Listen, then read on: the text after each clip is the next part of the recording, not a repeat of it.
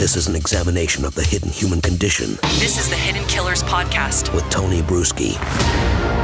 Talking about the Lori Vallow Daybell case with psychologist Dr. John Delatorre. Need your psychological insight on this one to try and break down the fine line that we are trying to examine, cross, and determine, was she aware that she was killing her children or that someone was going to kill her children?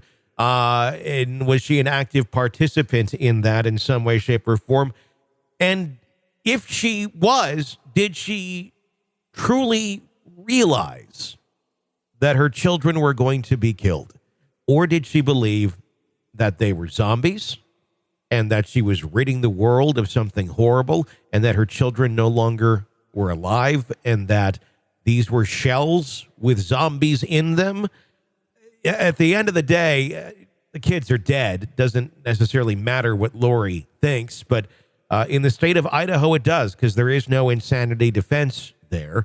John, what's your take on this? Did she believe that she was killing her kids or that her kids were going to be killed by someone and she was cool with that because they were zombies?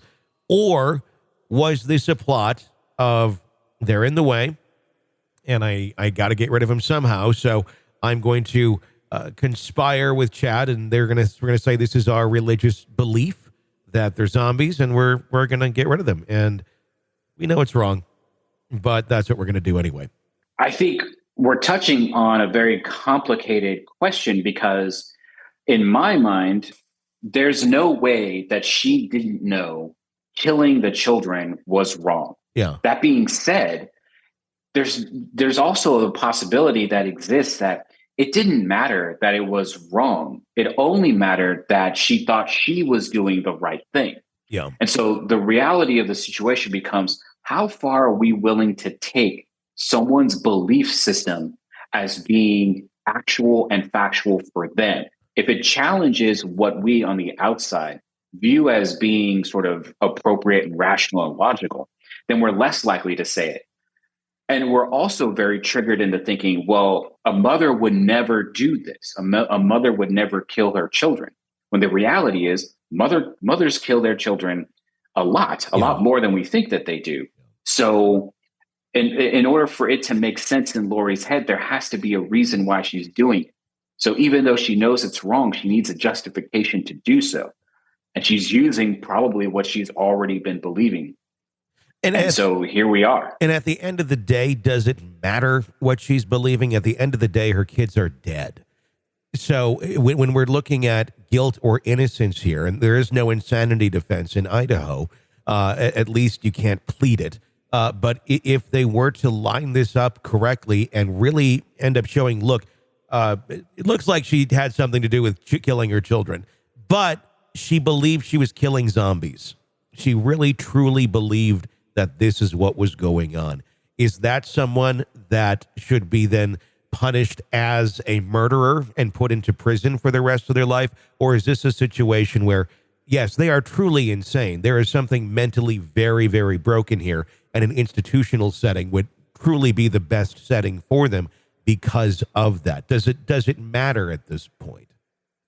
For Idaho, it doesn't matter. For other states, it does matter. And I think we have to determine as a society whether we think that actually does matter. Because when it comes down to it, while motive is never a requirement to be proven in court, there is mental state, right? There is an intent, a criminal intent that is associated with the different degrees of murder, right, that we have. So is it possible that in a jurisdiction that because of what she believes in, the jury takes that into account and says, sure, you might be crazy, so we're either going to find you guilty except insane or not guilty by reason of insanity.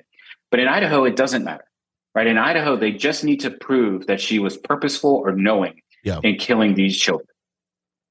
But knowing and killing the children is, I think, the big question, isn't it? With that, did she think she was killing children or did she think she was killing zombies? Because if they in Idaho, it doesn't matter. It doesn't matter if she believed that she was killing zombies. In other jurisdictions, it does matter. Yeah. So the belief And doesn't so matter at all at the end of the day. It's if you are connected and you did this, we don't care if you thought you were killing Santa Claus. You're guilty, essentially. you're guilty. Yeah. Yeah. In Idaho, yes, you are guilty. It didn't matter if you thought you were doing the right thing, if you thought you were saving your children, or if you thought that the victims in the crimes, in this case, the children, were zombies. It didn't matter. The behavior that was done was the death of these individuals by your hand. Now, that's the real question. Was it by her hand? Mm-hmm. And if so, or if not, was she involved? Was there a conspiracy or a conspiratorial thing going on where others killed and she was the ringleader or director, or at least aware? You would have to understand or think that she's aware that the children are no longer alive for those 5 months that they were missing. In your opinion, and take Idaho out of the equation here, just from a psychological standpoint, from a human standpoint, from a mental health standpoint of what is best for people, someone like this, if there wasn't different laws from state to state, and you could say this is the best course of action for what this person did, what would you recommend for someone like Lori Vallow Daybell, if that could be implemented? Inpatient hospitalization for what would be the entirety if she were found guilty of some offense. I understand that some people would say that she's faking all of this, that she's some kind of manipulator, and I get all of that, mm-hmm. but being in inpatient facility is not better than being in prison. So whether she's faking or not doesn't really matter. She is someone who believed this thing at some point, so she probably needs help because she's going to continue to believe it, even if she's released.